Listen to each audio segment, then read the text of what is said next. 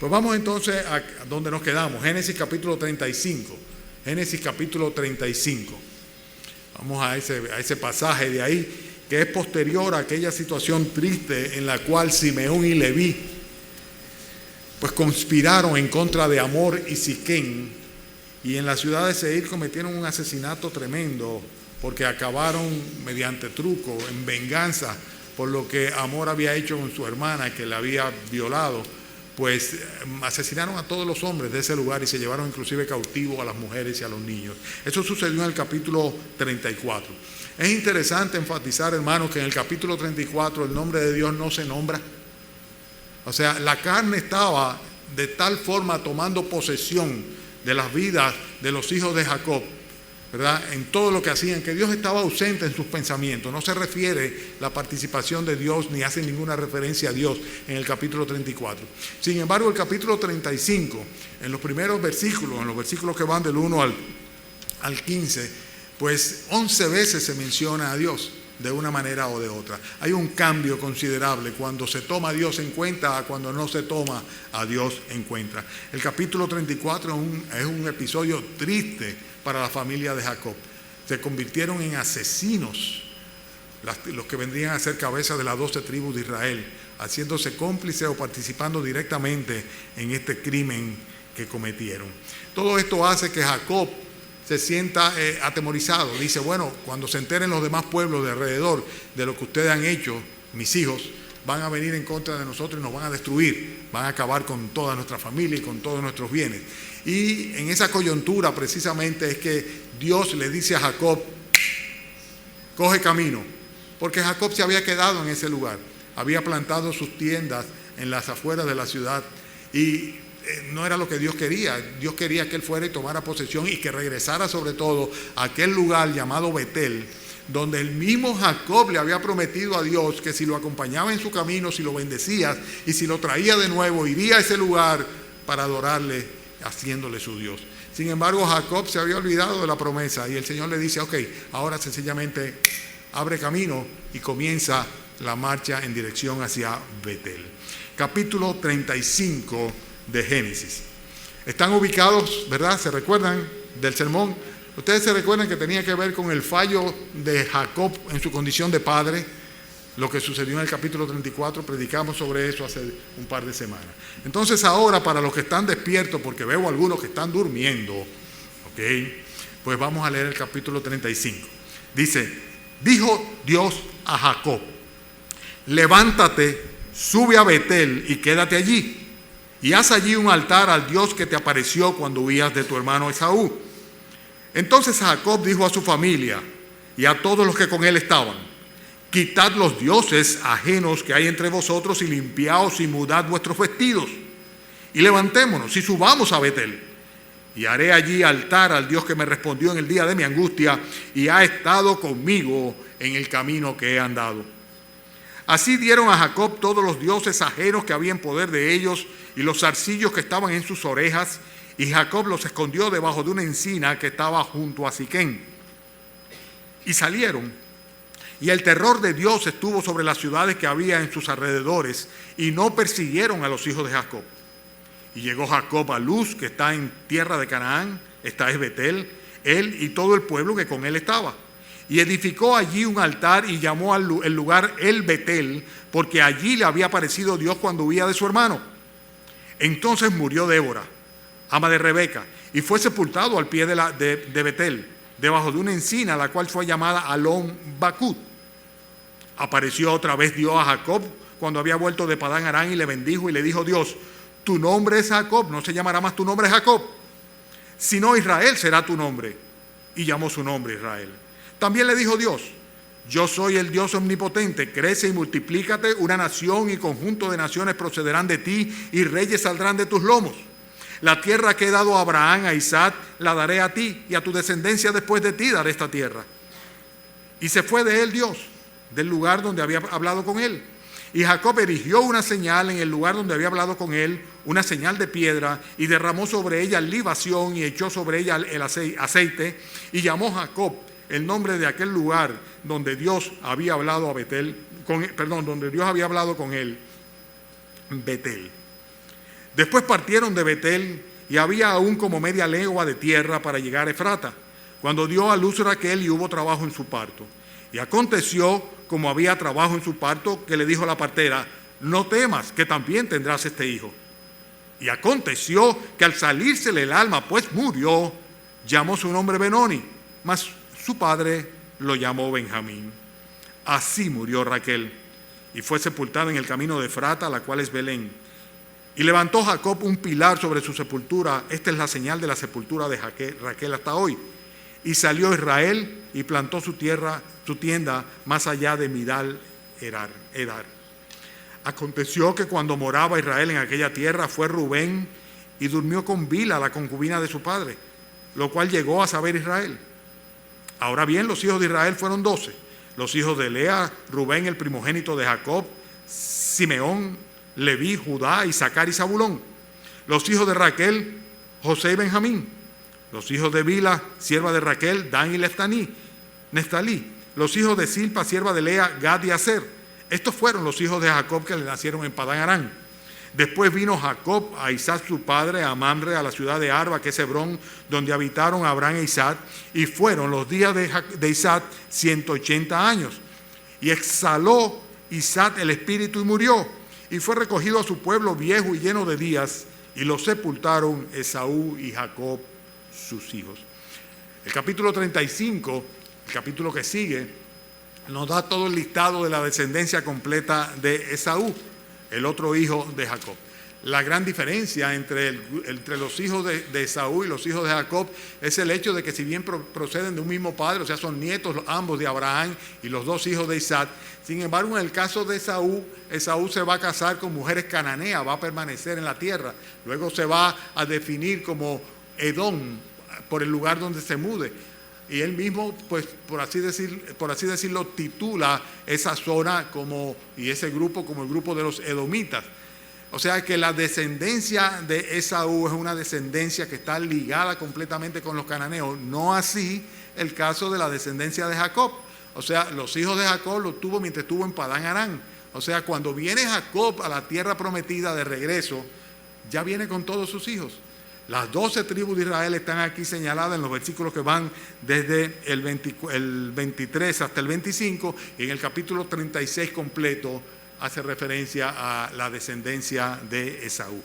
Es muy probable que nosotros la semana que viene nos ocupemos de estudiar ya el capítulo 37, y hay un cambio significativo en la escritura, en el relato de Génesis a partir del capítulo 37.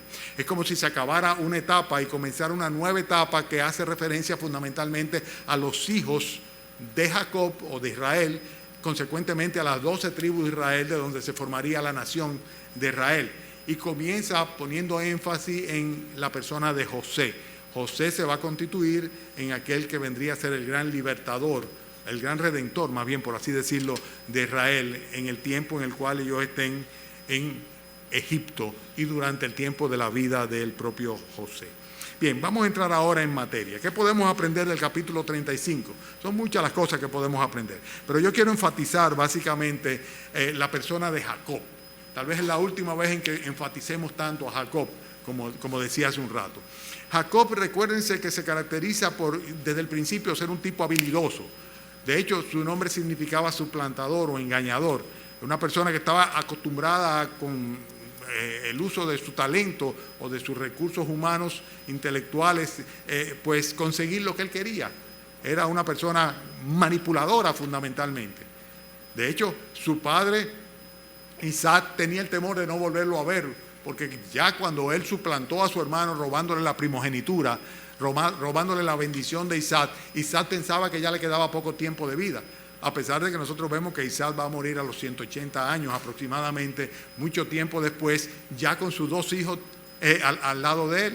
Pero el énfasis está en el hecho de que Jacob era una persona que Dios tenía que transformar para que pudiera ser el patriarca, el líder, la cabeza de la nación mediante la cual él traería el Mesías al mundo, Jesucristo. La nación que sería una bendición, donde recibiría la promesa de Abraham para traducirla a todas las naciones del mundo. Jacob no era un hombre que estaba apto para liderar espiritualmente a sus hijos. De hecho, había fracasado en ese sentido y como padre era un desastre y las consecuencias las estaba ya comenzando a pagar. Es todo un proceso. Así sucede con nosotros los creyentes en términos generales. O sea, nosotros venimos a Cristo, Cristo viene a nuestros corazones y Él comienza a transformarnos mediante un proceso de santificación gradual. Esta mañana en la escuela dominical, mientras yo estaba tomando el lugar de Pepe, pues veíamos la diferencia entre un creyente y un discípulo. Y cómo el creyente lo es por gracia en un momento de fe, simplemente porque el Señor aplica a él la justificación que no merece por su simple misericordia, por su simple gracia. Por gracia somos salvos por medio de la fe en nuestro Señor Jesucristo. Pero sin embargo, la santificación produce en nosotros, el discipulado, o sea, el convertirnos en discípulos produce en nosotros un proceso de santificación gradual, que es lo que realmente nos transforma a nosotros a fin de que estemos aptos para servir a Dios. Y Jacob necesitaba crecer espiritualmente. Y el proceso del crecimiento de un creyente no es algo como lo quieren pintar hoy día aquellos que quieren cualquierizar el evangelio. Decir, ven a Cristo para que tus problemas sean resueltos, ven a Cristo para que tengas prosperidad, ven a Cristo para que tú tengas... No. Absolutamente, todas estas son ofertas baratas de un falso o un pseudo evangelio. El proceso de crecimiento del creyente implicará siempre dolores de crecimiento. Hay dolores de crecimiento y esto va a ser algo que va a marcar la gran diferencia cuando nosotros, teniendo a Cristo, podemos pasar a través de todo ese proceso y salir victoriosos. Y lo que nosotros vemos aquí en este pasaje es como Dios, pues en ese proceso de crecimiento del creyente, a partir del encuentro que tiene una persona con Dios, convirtiéndose a Jesucristo como su Señor y Salvador, Dios comienza a trabajar en él, a fin de que crezca en el conocimiento y en la gracia del Señor. Y esto es lo que Dios haría con Jacob y lo que Dios quiere con nosotros. Lo primero que nosotros vemos del crecimiento de Jacob como creyente es que Dios requiere que él se movilice hacia el lugar donde Dios quiere que él esté. Y esto es algo que muchas veces nosotros hacemos muchísima resistencia. Nos convertimos a Jesucristo, pero tenemos un esquema de vida, una forma de vida, tenemos una serie de costumbres, tradiciones, gustos, hábitos, que sencillamente queremos que Dios se adapte a nosotros y que Dios se acomode a nuestra forma de vida, que Dios venga a nosotros. Entonces, trae a Cristo a tu vida y es todo lo contrario. Tenemos nosotros que ir a la cruz y tenemos nosotros que ir en pos de nuestro Señor Jesucristo como discípulos de Él que somos. Nosotros no podemos estar estáticos en un mismo lugar. Tenemos que llegar hasta donde el Señor nos quiere. Dice en el versículo 1 que Dios le dijo a Jacob, levántate, sube a Betel y quédate allí. Bueno, son instrucciones muy claras. Era lo que él no había hecho y que debió haber hecho y que había prometido que iba a hacer. Levántate, vete a Betel y espérame ahí. Quédate ahí. Y en ese lugar precisamente Dios quería que él le ofreciera el sacrificio, la adoración y que erigiese el altar que había prometido que haría. Si nosotros somos creyentes, si somos cristianos, nosotros tenemos que estar seguros de estar donde el capitán nos vea, como dice el refrán por ahí, donde Dios nos quiere a nosotros. Y hay lugares donde Dios no nos quiere. Y hay, por el contrario, lugares donde ciertamente nos vamos a encontrar con el Señor. Y nosotros no podemos de ninguna manera permanecer estáticos, o sea, nos convertimos y seguimos como si nada hubiera pasado en nuestras vidas, manteniendo nuestra rutina, nuestros hábitos, como tampoco tenemos el derecho de ir donde querramos. Muy por el contrario, lo que la Sagrada Escritura enseña es que aquel que es nacido en el Espíritu no tiene la ciencia cierta del lugar donde irá. Dice, no sabe de dónde viene ni a dónde vas porque es así como el viento. En otras palabras, debe ser guiado por el Espíritu Santo a fin de que pueda tener ciertamente comunión con Dios. Y Jacob, en su proceso de crecimiento, todavía tendría que andar muchísimo hasta que él pudiese realmente establecerse como siervo de Dios y como cabeza y líder del pueblo de Dios. La primera cosa que vemos es esto. Y la segunda característica del proceso de crecimiento de Jacob como creyente y como líder espiritual, como una persona, como un hombre de Dios, es el hecho de que este proceso de crecimiento tiene que conducirnos necesariamente a la exclusiva adoración al único y verdadero Dios. O sea, no podemos de ninguna manera convertirnos al Señor Jesucristo y permanecer conforme a las tradiciones, los rudimentos del mundo, las creencias antiguas, las prácticas religiosas anteriores, vivir una vida en una especie de sincretismo, en la cual por un lado somos creyentes y por el otro lado somos idólatras. Hay muchas formas de idolatría y era necesario, sin lugar a duda, que la idolatría desapareciera de Jacob y de su familia a fin de que él pudiese ciertamente crecer dirigido por el Señor. En el versículo 2 las instrucciones son claras. Jacob dijo a su familia y a los que con él estaban: quitad los dioses ajenos que hay entre vosotros, limpiaos y mudad vuestros vestidos. Hermanos, yo quiero verlos a ustedes mirando sus Biblias. Quiero que se acostumbren a tener sus Biblias. Esta mañana alguien me recomendaba que le dijera a la congregación que no utilizaran los teléfonos celulares como Biblias electrónicas, ¿verdad? ¿Por qué? Porque con los teléfonos celulares también vienen los chateos celulares, ¿verdad?, en medio de las predicaciones. Pero es interesante que sea con una cosa o con la otra celulares, ¿verdad? Las células de nuestra mente y nuestra cabeza no están recibiendo la palabra de Dios de una manera directa. Y es muy importante que seamos como los de Berea, que constataban constantemente que lo que se enseñaba o se predicaba estaba escrito en las Escrituras. Así que si hacemos referencia al versículo 2, lo más natural, lo que me pasaría a mí si tengo una Biblia en mis manos, que yo hiciera así, a ver si es verdad, ¿verdad? Que eso es lo que dice el versículo 2. Si este versículo 2 dice que Jacob, consciente, le demandó a su familia que sencillamente quitaran los dioses o ídolos ajenos que estaban entre ellos. ¿Por qué? Porque ciertamente no es propio del creyente. O sea, el creyente tiene que de una manera total abandonar la antigua religión que traía. Si tú mantienes costumbres religiosas que son idolátricas, estás conservando en tu vida algo que es ajeno a ti. O sea, son dioses ajenos, son ídolos ajenos, no te corresponde, no te pertenece. Jacob tenía a su familia que había venido a la tierra prometida y todavía estaba arrastrando la religión pagana detrás de sí. Por eso ustedes ven que inclusive los propios aretes, tú dirás, ¿qué tiene de malo el arete? Bueno, es que los aretes eran amuletos que se utilizaban como un instrumento de invocación en favor de los espíritus o de los dioses falsos. Y dice, hay que salir de todo esto. Pero que esta medallita de la altagracia, bueno, esta medallita de la altagracia tienes que salir de ella si eres un verdadero creyente, porque la medallita de la altagracia no es nada más que un objeto de idolatría y de oscurantismo. ¿Cómo es posible que un creyente pueda participar de un ritual estando rodeado de santos y de vírgenes y de otras cosas? Esto hay que dejarlo atrás, eso no es posible. Tenemos que partir en pos del Señor, encontrarnos con el Señor, y de una manera absoluta, si queremos crecer, tenemos necesariamente que conducirnos de manera tal en que nuestra adoración a Dios sea exclusiva. Y como dice la Escritura, en espíritu y en verdad. Porque es el tipo de adoración que Dios demanda, que Dios quiere que tengamos nosotros los adoradores. El proceso de crecimiento de Jacob incluía el abandono absoluto y total de todo vestigio de religión pagana, de todo vestigio de cualquier otro tipo de adoración que no fuese la adoración exclusiva a Dios.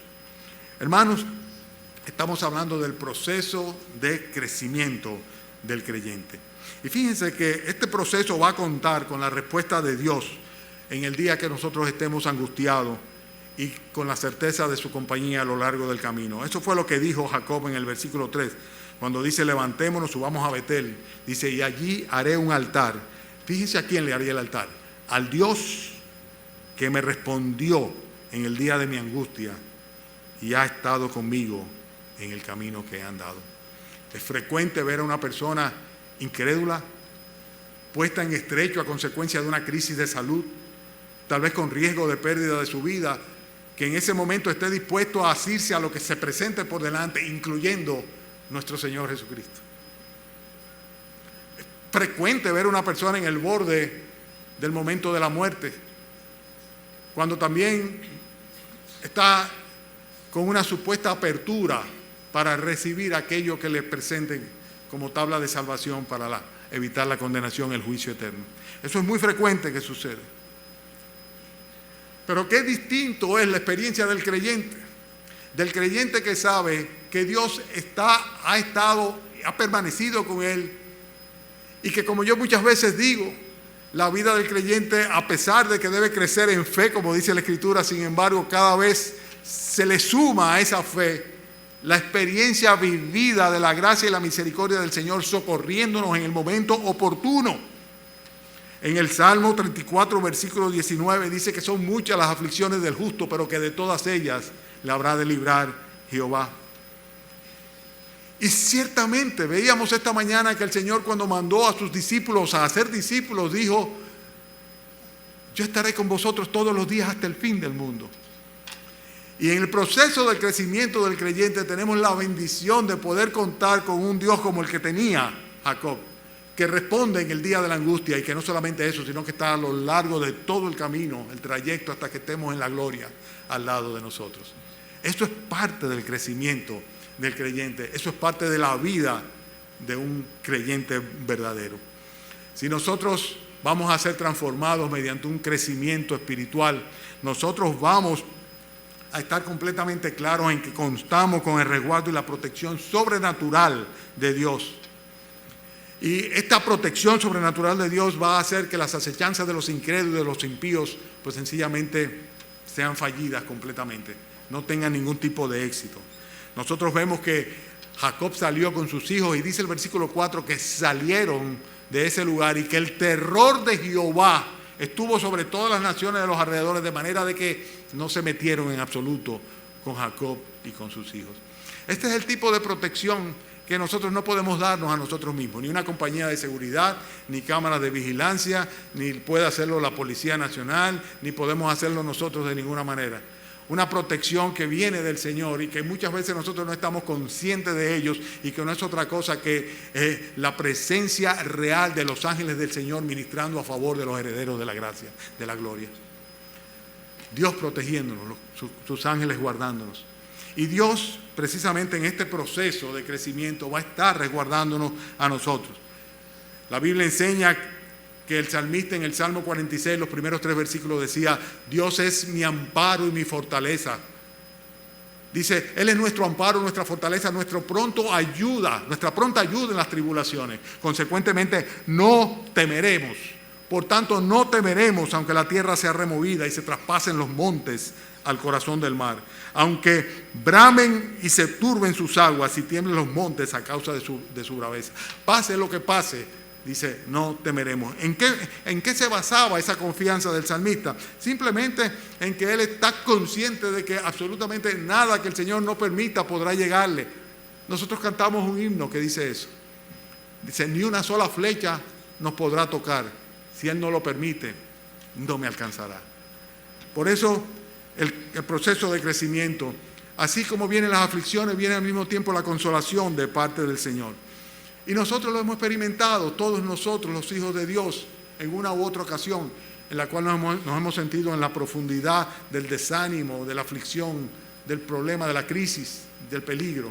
Y sin embargo, el Señor nos ha permitido salir airosos.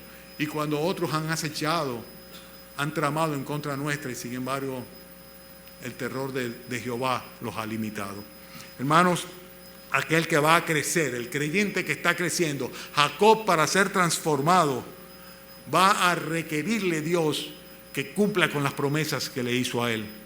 Y el creyente tiene necesariamente que crecer en la vivencia y la experiencia de comprometerse delante de Dios, como lo hacemos aquí cada día que tenemos Santa Cena, como exhortamos a que lo hagamos. Pedir perdón al Señor por nuestra falta, al mismo tiempo que nos hacemos nuevos compromisos con Él, nuevas promesas de fidelidad, de consagración. Y el creyente tiene que estar claro que en este proceso de crecimiento, su crecimiento debe ir acorde no solo con su nivel de compromiso, sino con su fidelidad en cumplir las promesas que a Dios hace. Por eso dice la Escritura que cuando a Dios hacemos una promesa no podemos tardar en cumplirnos, porque Él no se complace con los insensatos, y que mejor es que no prometamos antes que prometamos y que no cumplamos. Estoy citando aquí el Eclesiastés capítulo 5, versículos 4 y 5. Jacob edificó el altar, llamó a aquel lugar Betel, que significa casa de Dios. Ya antes había identificado la ciudad de luz con ese mismo nombre, cuando tuvo su encuentro primero con el Señor y le hizo la promesa a Dios, en ese lugar donde Dios se le apareció y Él le prometió que sería su Dios, que le seguiría y le honraría. Consecuentemente, el crecimiento del creyente va a requerir el cumplimiento de cada uno de los compromisos que nosotros asumamos delante de Dios, para con Dios y para la causa de Dios. Yo no sé qué tan fiel tú has sido o qué tan comprometido has estado con la causa del Señor, con la persona del Señor. con la iglesia del Señor, con el reino del Señor. Pero en cada una de las promesas que tú hayas hecho al Señor, el Señor espera cumplimiento fiel de cada una de ellas. En ese proceso de crecimiento, nosotros vemos que Jacob pasó por momentos de tristeza. Hay un personaje acá que por algún motivo el Espíritu Santo lo enfatiza. O sea, en ningún caso de las Escrituras, o en muy pocos casos, hay algunos que sí, se enfatiza el nombre de un siervo o un servidor, mucho menos de una mujer, siendo una servidora. Pero en este caso se señala claramente en el versículo 8 que Débora murió. ¿Lo ven ustedes en sus Biblias? Dice que murió Débora. Y dice que esta Débora era ama o aya o institutriz de Rebeca. Pero ustedes saben quién era Rebeca, ¿verdad? Rebeca era la mamá de Jacob.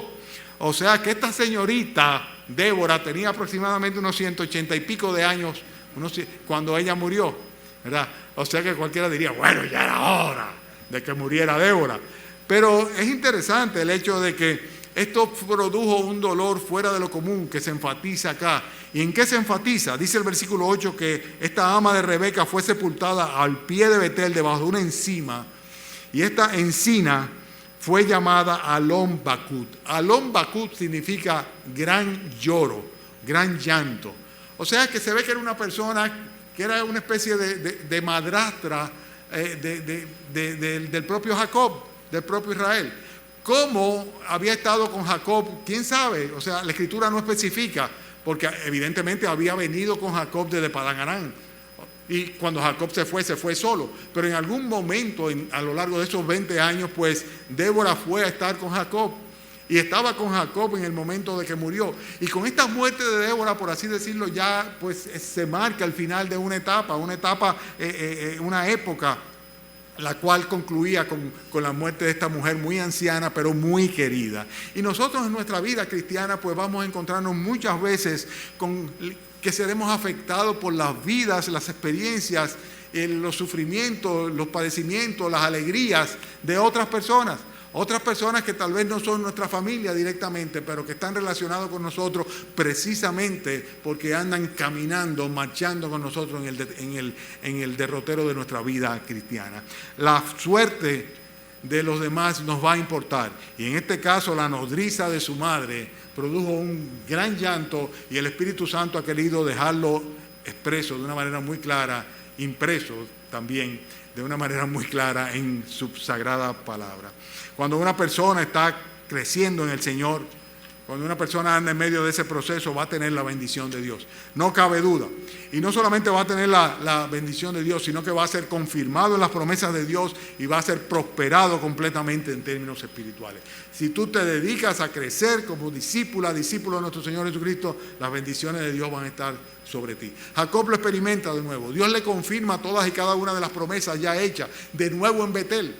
Dios le confirma y todavía le añade, no solamente le dice que él va a ser padre de muchas naciones y que tendrá una larga descendencia, sino que le promete que va a tener reyes, o sea que reyes vendrán de su descendencia. Estamos hablando de una nación que no existía, como quien dice, y que luego durante muchos años no va a tener reyes. Sin embargo, Dios le está asegurando que va a ser así. Una nación, conjunto de naciones procederán de ti, reyes saldrán de tus lomos. La tierra que he dado a Abraham, a Isaac, la daré a ti, y a tu descendencia después de ti daré esta tierra. El creyente, por ejemplo, es confirmado en cuanto a la promesa de la vida eterna. El Señor promete la vida eterna para todos aquellos que le siguen, que creyendo en el Señor Jesucristo se arrepientan de sus pecados. Él les regala la salvación y le coloca en una posición celestial. Es una promesa del Señor. Y el creyente a lo largo de su derrotero, mientras está caminando en la vida cristiana, lo que va a hacer es sencillamente recibir una vez y otra vez la confirmación de esa promesa. No es común que una persona al cabo de los años dude de la salvación que le ha dado. Por el contrario, si hace 30 años yo creía que Jesús había perdonado mis pecados, ahora yo lo sé aún más. ¿Por qué? Porque sencillamente Él me ha confirmado en múltiples ocasiones su presencia en nuestra vida a través del Espíritu Santo que nos ha dado y el cual testifica a nuestro espíritu de que nosotros somos hijos de Dios. Y eso es una bendición. Jacob tenía ese privilegio también, el privilegio de recibir la bendición de Dios en todo este proceso de transformación y la confirmación de Dios de todas y cada una de las promesas que le había hecho a él desde mucho antes, aún a sus propios padres. En el proceso de crecimiento del creyente se experimenta un cambio de carácter. Vemos cómo Jacob fue cambiando poco a poco. Ya el engañador, el confiado en sí mismo ya no era así. Ya era otro hombre, un hombre más bien sufrido. Una persona que necesitaba un cambio de nombre porque el nombre que tenía no se correspondía con su naturaleza. Hermano, y si tú, mi hermana, te convertiste al Señor Jesucristo y no eres una persona nueva, no eres una nueva criatura, no has sido renovado en Cristo, hay seguramente serias dudas de que ciertamente haya la luz de Cristo iluminado tu corazón.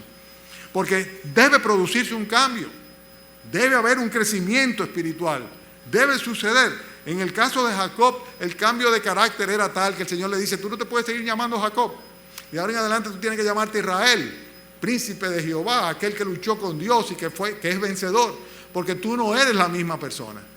Y en el proceso de crecimiento espiritual se confirma necesariamente la obra que hace el Señor Jesucristo cuando nos da nuevos valores, cuando cambia nuestra mente, cuando cosas que antes nos agradaban ahora no nos agradan, cuando cosas que antes aborrecíamos ahora las adoramos, nos encantan, cuando somos capaces de amar a quienes no amábamos y las cosas que antes desechábamos.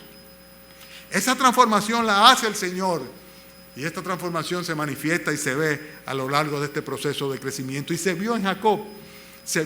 Ya no sería más la misma persona, tendría un nuevo carácter. Jacob comenzaría a aprender a esperar en el Señor y ya no a estar empujando para hacer lo que él quisiera e imponer su voluntad sin importar las circunstancias. Voy muy rápido. Es que son muchos puntos, pero despiértanse, ¿verdad? Porque sencillamente son cosas importantes y cosas que deben sucedernos a nosotros y ciertamente estamos creciendo en términos espirituales. El creyente va a sufrir naturalmente las alegrías y la tristeza que son propias de un mundo caído. Nosotros estamos en este mundo y este mundo, desgraciadamente es un mundo completamente caído, completamente, no sé ni cómo decirlo, no hay esperanza para este mundo. La esperanza del mundo es Cristo y la esperanza de los cristianos es la gloria.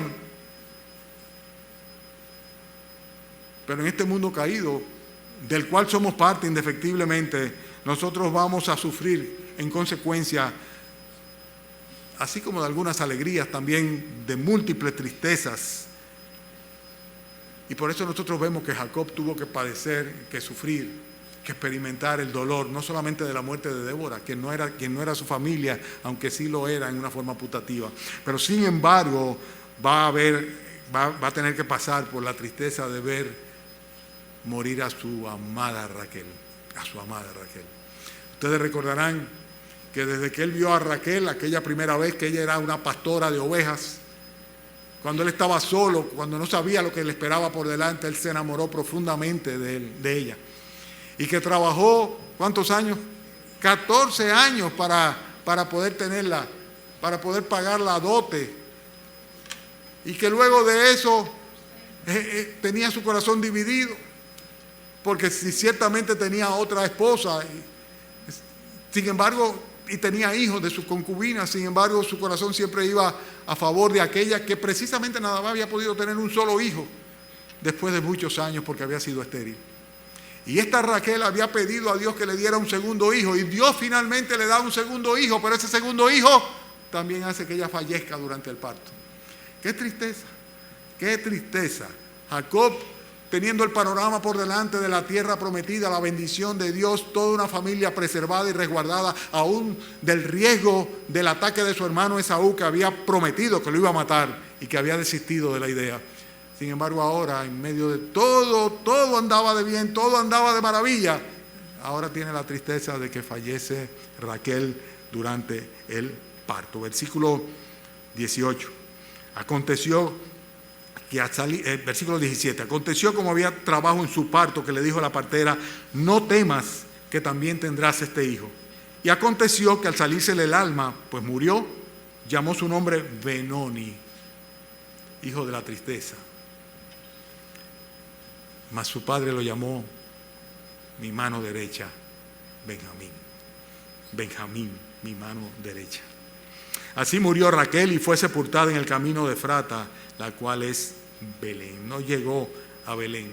Raquel fue el amor de su vida y ella había fallecido, y en medio del trayecto de crecimiento Dios permitió que él tuviera que despojarse de su amada Raquel. Él sufriría muchas otras cosas. Jacob sufriría por los desaciertos y los pecados de los hijos. Esto sería lo peor de todo. Sus hijos que no fueron instruidos por él correctamente en el camino de Dios, que se habían constituido o convertido en asesinos, acabando con Siquén, con Amor y con toda la población. Aquellos que vendrían a ser líderes de la nación a través de la cual Dios bendeciría al resto del mundo. Sin embargo, aquellos hijos impíos como eran, le traerían mucho dolor de cabeza, mucha tristeza, mucha congoja a Jacob. Y luego de aquel primer episodio de crimen, venía uno ahora de incesto. Rubén era el primogénito, el mayor de todos, hijo de Lea. Lea había tenido 6 hijos. Y Rubén le correspondía a la primogenitura, el liderazgo. Pero Jacob estaba vivo. Rubén, queriendo adelantarse a eso, usurpa los derechos de Jacob, acostándose con su concubina, con Bila. Y esto era un pecado que podía llevarle a la muerte completamente. Jacob lo supo y Jacob cayó. Jacob sufrió esa afrenta y esa vergüenza. Y no es sino hasta en el capítulo 49 cuando vemos nosotros que ya al borde de la muerte Jacob tiene que sancionar esta actuación de su hijo. En el capítulo 49, versículo 3, él le dice: Rubén, tú eres mi primogénito, mi fortaleza y el principio de mi vigor, principal en dignidad, principal en poder, impetuoso como las aguas, no serás el principal. Por cuanto subiste al lecho de tu padre, entonces te envileciste subiendo a mi estrado. Cayó, sufrió a causa de sus hijos. Los hijos de Rebeca, dice Primera de Crónicas, capítulo 5, que los hijos de Rebeca, primogénito de Israel, porque los hijos, de Rubén, dice Primera de Crónicas 5, leo, los hijos de Rubén, primogénito de Israel, porque él era el primogénito, mas como violó el lecho de su padre, sus derechos de primogenitura fueron dados a los hijos de José, hijo de Israel, y no fue contado por primogénito. Bien que Judá llegó a ser el mayor sobre sus hermanos y el príncipe de ellos, mas el derecho de primogenitura fue de José. Fueron pues los hijos de Rubén, primogénito de Israel, Anot, Falut, Hezrón y Carmi. ¿Saben lo que pasó?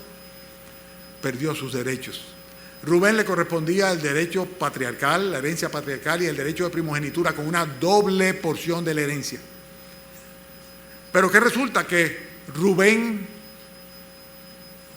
comete incesto con su madrastra. No solamente eso, sino que además de eso, Simeón y Leví, que son los que siguen detrás, en ese mismo capítulo 29 son descalificados por Jacob por el crimen que habían cometido cuando mataron a Siquén y a su familia. Consecuentemente, Judá, que es el tercero, es quien viene a recibir la principalía. Y es interesante porque Judá es precisamente de donde viene el Señor Jesucristo. Y desde el punto de vista de la herencia de Rubén, es repartida entre las 2 tribus de José, quien se convierte, por así decirlo, en el redentor de la familia de Jacob, cuando por hambruna tuvieron que abandonar la tierra prometida para ir a Egipto. Los caminos del Señor son increíbles. Pero mientras tanto, en el proceso de crecimiento, Jacob estaba sufriendo a consecuencia de los desatinos de sus hijos. Eso es parte. El que piense que va a tener una familia perfecta está equivocado. Y el que piense que la familia del pastor es perfecta está más equivocado todavía. Ni el pastor, ni su esposa, ni sus hijos lo son. El único perfecto es Dios. Y parte del proceso de crecimiento es ir experimentando todas estas consecuencia del pecado que está en la naturaleza del hombre. Hermanos, estoy concluyendo ya. Otra cosa más que vemos en el caso de Jacob, que fue parte de su proceso de crecimiento y de madurez espiritual, fue el ver cómo Dios en cada situación, y sobre todo en el momento de despedir a aquel con quien habría de reencontrarse, es consolado por Dios de una manera muy especial. Dice el versículo 28, que fueron los días de Isaac 180 años, y exhaló Isaac el espíritu y murió, y fue recogido a su pueblo viejo y lleno de días, y lo sepultaron Esaú y Jacob, sus hijos. Dios consuela de una manera muy especial cuando es un creyente el que muere. Y aún cuando se trata de una persona tan querida, tan amada como el propio padre, la propia madre, o un hijo, o una hija. La Biblia dice que nosotros no debemos entristecernos como aquellos que no tienen esperanza cuando muere un creyente. Y cuando es un creyente que nos es afecto, nos es cercano, nos es familiar. Dice, porque así como nosotros sabemos que Jesús murió y resucitó, así también traerá Dios con Jesús a los que durmieron en él. Y en este caso Isaac estaba muriendo y Jacob fue consolado. Fue consolado con el Señor, y ahí estaban los dos hermanos enterrando a su padre anciano, ¿verdad? El cual siguió el camino de todos los hombres, con la excepción de aquel que seguirán aquellos que en vida sean arrebatados por el Señor Jesucristo en las nubes para estar con Él en el aire y estar por siempre con el Señor. Hermanos, la vida cristiana es un proceso. Es un proceso muchas veces tortuoso, pero siempre con la consolación, la asistencia, la compañía del Señor. Tenemos que crecer, debemos crecer, tenemos que marchar, tenemos que estar donde Dios nos quiere, tenemos que hacer las cosas que Él quiere, como Él quiere. Sufriremos decepciones, sufriremos tristeza, participaremos de gozo y de alegría, recibiremos las promesas, seremos confirmados en cada una de ellas. Pero tenemos que marchar hacia adelante. No podemos quedarnos en las afueras de Siquén. Hay que ir al encuentro de Dios, hacer la voluntad de Dios. Amén. Oremos. Gracias, Padre por exhortarnos con el ejemplo de Jacob, Señor.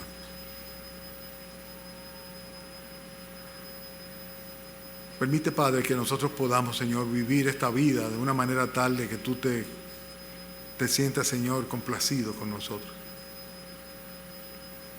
Permite que así como tú, Señor, te identificaste como el Dios de Abraham, de Isaac y de Jacob, también, Señor, con gozo y con alegría y con, no sé si cabe, Señor, la palabra orgullo, que es un pecado que es ajeno a ti, con satisfacción, Señor, nos incluye a cada uno de nosotros por nuestros nombres, Señor, identificándonos contigo, Señor. Ayúdanos a crecer, Señor, a no quedarnos, Señor, frenados, raquíticos, anímicos, Señor, improductivos, estériles, Señor, sin transformarnos, Señor.